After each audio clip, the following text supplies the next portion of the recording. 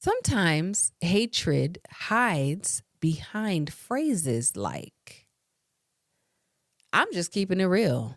Well, I'm just being honest. I just don't like fake people.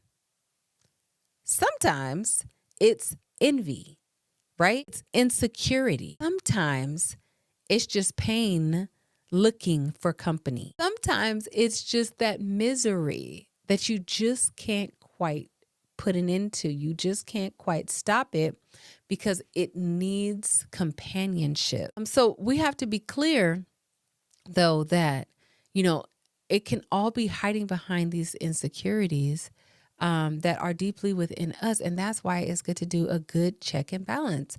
Why am I so irritated by this person? Why don't I like this person? Why does this person trigger me so? Am I stagnant? Ask yourself.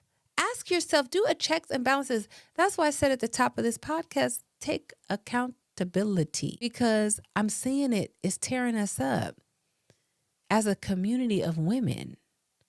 And the only thing we want to do is work together, right? That'd be great if we can get this little nasty out, this little problem that we can't seem to work together and flow together and not compromise the soil, right?